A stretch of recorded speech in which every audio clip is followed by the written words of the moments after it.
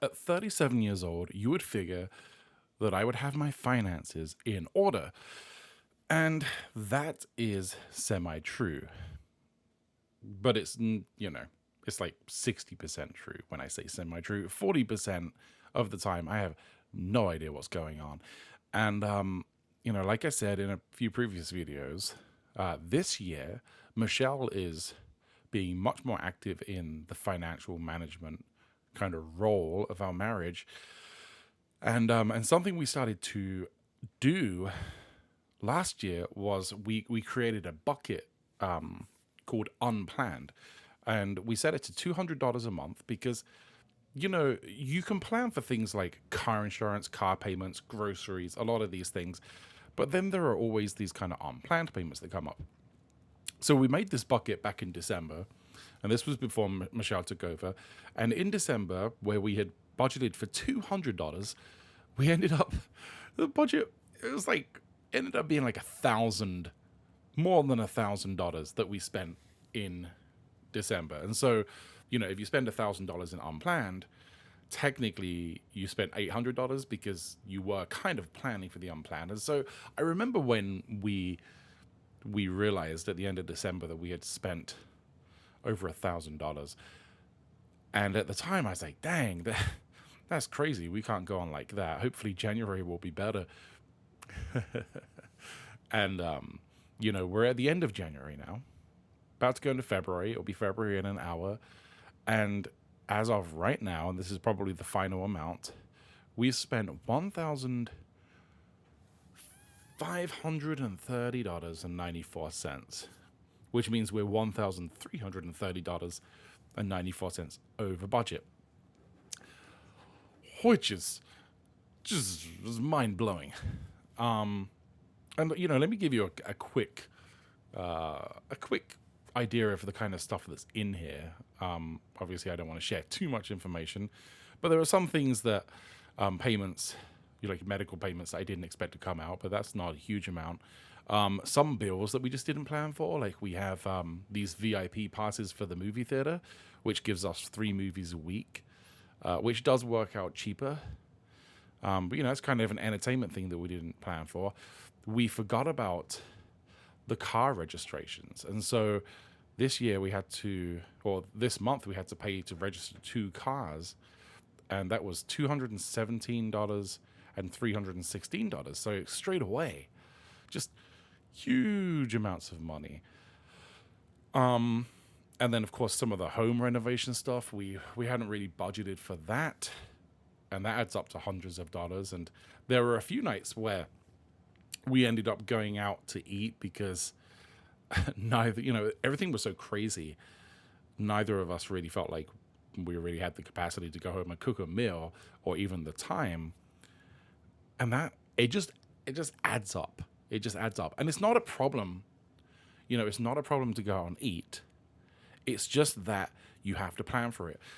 And the reason the planning is so important is because, we have a predicted, like a trajectory for our finances right now, for our bank balance. And that is with $200 being planned for unplanned or unforeseen things. We can't have our $200 unplanned budget hitting $1,000 to $1,500 every month, because that's going to end up costing 15 to 20 grand at the end of the year. So that's a real problem. So we made Michelle and I, we made a plan where at the end of each month we're going to look back through the unplanned category, because we record everything. It's all itemized. We have a list of everything and kind of the justification. And we're going to debate as to whether or not we really should have spent that money. And then also try to modify our plan in the future to account for these things better. And a lot of what is in there right now is really a lack of planning, or us being too lazy to cook, which, can also be a lack of planning, because it could be that maybe we need to budget a certain amount for eating out, And it could also be that maybe we need to make sure that we have some meals that are very easy to cook in those instances. And maybe both of those things are true. And yeah, having a budget is better than no budget. But if you if you have a budget and you have $1,000 worth of stuff that's going into there that wasn't ever accounted for, then your budget doesn't mean crap, really. So I'm actually having this list. I'm very excited to look at it and plan better, and then really see how we do in February, because this list is kind of a gauge of how we're going to progress in the finances. And right now, we're really, I think our biggest goal, besides paying off credit cards and things like that, is really to get our unplanned expenditure into check. And so, yeah, that's pretty much the deal. The deal right now. We've got some interesting financial goals this year. We're really trying to pay off some credit cards and get our cash flow better. We've got a Suburban and a Nissan Leaf that we probably should sell, but the Suburban we're in over our head on financially. But I don't know. It's nice when you're on the right path, because no matter what, it kind of feels positive. And one thing that we do in the budget, aside from all of this, that I think is really nice, is that every Friday we transfer ourselves kind of a personal paycheck. So, if you decide that every week you need, excuse me, $100 or $200 or whatever it is to live on, well, you get that transferred to your account. And that's just your spending money. You don't have to justify it to the other person.